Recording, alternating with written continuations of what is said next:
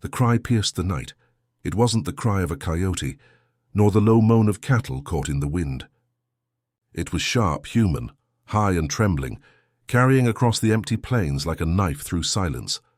Jacob Merritt, rancher of 42 years and a man whose hands were rough from branding irons and plow handles, froze on his porch with the lantern raised. His boots rooted themselves to the wooden boards, eyes narrowing toward the barn where the sound had come from. Another cry followed, smaller this time, muffled. Like the sound of an infant, Jacob's jaw tightened. He took the 3 steps down into the dirt, lantern swinging in one hand, Colt revolver heavy at his hip. The night smelled of hay, dust, and a storm that hadn't yet broken. The barn loomed ahead, its doors cracked just enough for the lantern light to catch on dust motes. Inside, the shadows shifted. Jacob swung the doors wide and the lantern beam landed on a bundle in the hay. A child, no more than 2 winters old, lay wrapped in a tattered blanket. The infant's face was red from crying, small fists pounding weakly against the air. At its chest, fastened by a thin chain, hung a silver locket. Jacob's breath caught when the light caught its engraving. His own name, J. Merritt, etched into the metal. His knees threatened to give, but he steadied himself on a post. He hadn't seen that locket in 20 years, not since he'd given it to a woman he once loved, a woman who rode out of his life one stormy night without a word. He crouched down, the wood creaking beneath his weight, and the baby's eyes, grey, like his own, fluttered open to meet him. His throat tightened. The barn felt smaller suddenly, walls pressing inward. He had no wife, no children, no family but this ranch and the graves on the hill. His voice cracked as he muttered, "It's not my child," but the words sounded hollow even to him. Behind him, gravel crunched. Someone or something was moving outside in the dark. Jacob blew the lantern lower, heart pounding in his chest. He slid his revolver from the holster, still staring at the child with the locket resting on its chest. A shadow crossed the crack in the barn door. And then, 3 slow, deliberate knocks. The knocks came again, measured, patient, like the hand behind them had no need to rush. Jacob's revolver stayed leveled at the door, but his eyes flicked back to the child. The locket gleamed faintly in the dim light, as though daring him to deny what he already knew. His heartbeat pounded in his ears, louder than the silence that followed. "Who's there?" Jacob called, voice gruff, carrying more steadiness than he felt. A pause. Then a man's voice, low and edged with command. "Open up, Merritt." "We know what you've got." The baby stirred, letting out a soft whimper. Jacob's grip tightened on the Colt. Whoever they were, they knew his name. He thought of slamming the latch and holding the line, but another thought cut through. What if they meant to set fire to the barn? One spark would trap him and the infant in a coffin of smoke. He swallowed hard. There was no good road forward. He could open that door and face the men, or stand his ground and risk the whole place going up. His gut twisted. Jacob leaned close to the child, whispering through clenched teeth. "I don't know who you belong to. You hear me? You're not mine." Yet even as he said it, his hand pulled the blanket tighter around the small body, shielding it from the draft. The voice outside came again, sharper now.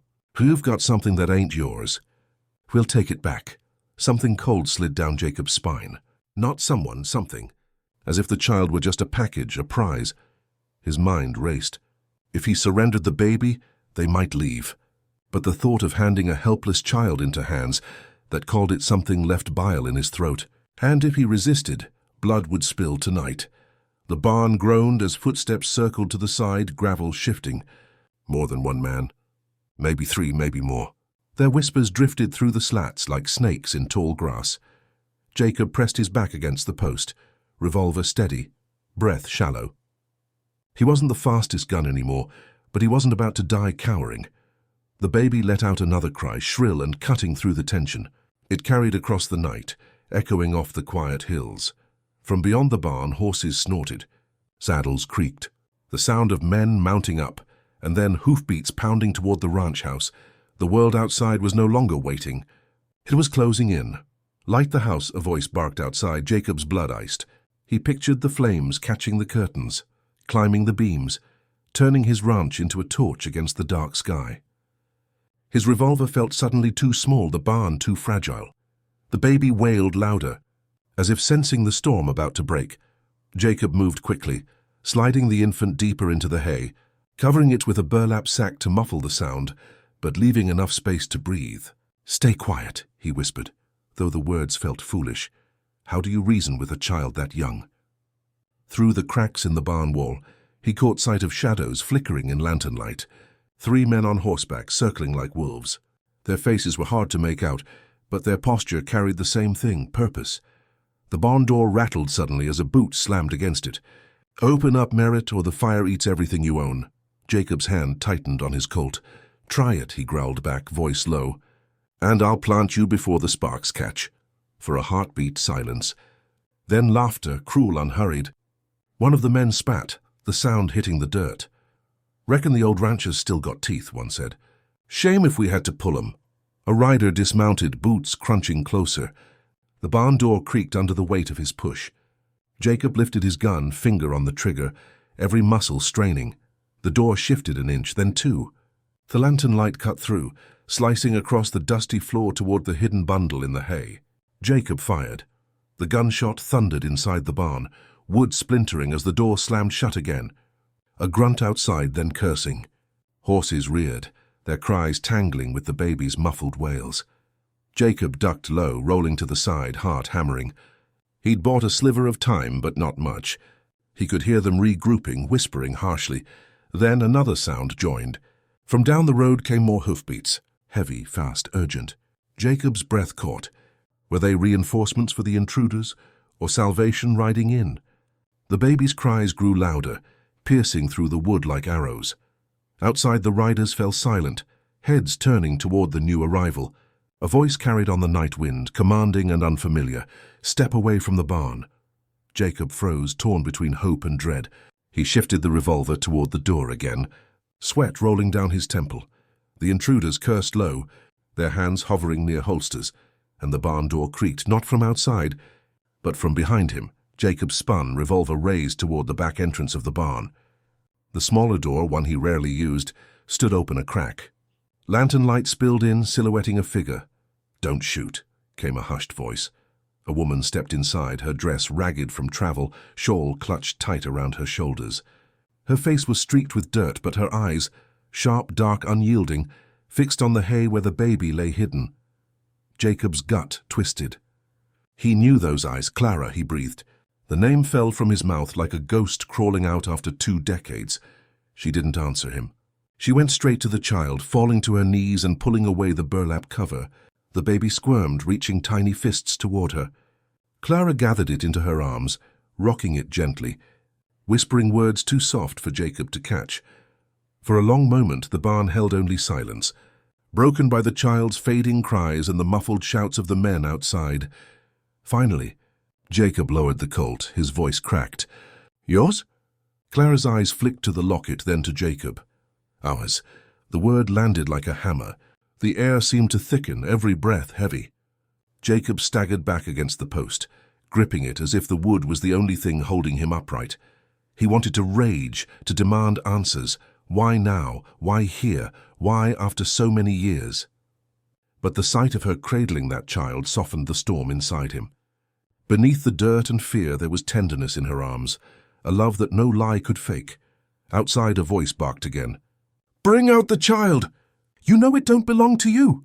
Clara flinched, holding the infant tighter. "They'll kill him if they take him," she whispered, desperation threading her voice. "Jacob, please." The words struck something deep, something buried but not dead. He remembered nights long ago, firelight on her face, the way she once laughed when the world was still young. He thought of the graves on the hill, his mother, his brother, the empty spaces that marked every loss. And now this. A child with his eyes. Jacob holstered the revolver slowly, meeting Clara's gaze. "If they want him, they'll have to come through me." Her lips trembled, but she nodded, clutching the baby close. For the first time in years, Jacob felt less alone, but the hoofbeats outside were circling closer, and the men had not given up. The pause was only a breath before the storm. And then, a lantern smashed against the barn wall. Flames licked upward. The fire caught fast. Dry timber and straw drank the flames like whiskey on parched lips. Smoke rolled in, choking, thick. The baby cried again, a ragged, frightened sound that split Jacob's chest in two. Jacob grabbed a pitchfork and smashed open the rear stall door, dragging Clara and the child toward the night air. Sparks leapt around them, embers falling like dying stars. But the riders were waiting. 3 dark shapes in the glow of the firelight, pistols drawn, grins sharp as knives. "Hand it over, Merritt," one sneered, smoke curling around his words. "Or we'll take it off your corpse." Jacob stepped forward, shielding Clara with his frame, Colt raised and steady. His voice was iron. "Ain't yours." "Never was." The men shifted, weighing their odds. Behind them, the 4th rider, the one who'd come late, sat tall in the saddle. His badge caught the light. "U.S. Marshal, drop your irons," the marshal commanded. "Now!" The riders hesitated. One spat at the dirt, then jerked his reins. "Not worth it," he growled. In a rush of hooves, the men scattered into the dark, swallowed by the hills. The marshal dismounted, approaching slow, cautious. His eyes cut from Jacob to Clara, then to the infant pressed tight against her chest. "You'll have questions to answer," he said, voice calm but firm. "But tonight, looks like you saved more than just your ranch." Jacob lowered the revolver, his arm trembling from more than exhaustion. The barn was half consumed now, roof groaning as flames chewed through beams. His home, his years of labor, gone. And yet, when he turned back, he saw Clara standing with the child in her arms, the silver locket glinting, something in his chest cracked open. For the first time in years, the emptiness felt lesser. Clara's voice was soft, almost broken. "I didn't know where else to go. I thought maybe you'd turn us away." Jacob looked at her, then at the boy with grey eyes blinking through tears. He let out a breath that felt like it carried 20 years of silence. "I almost did." The marshal cleared his throat, giving them space as he moved toward the smoking barn. Jacob reached out, his rough hand brushing the baby's cheek. The child's small fingers closed around one of his calloused knuckles. The touch was enough to silence the storm in his heart. Years later, folks would talk of the fire at Merritt Ranch, of how Jacob lost nearly everything in one night. But Clara would remember the moment differently, when Jacob finally claimed what was his, not with words but with a choice. Final shot, Jacob standing in the glow of the dying fire, Clara at his side, the child in her arms as the first light of dawn broke across the plains.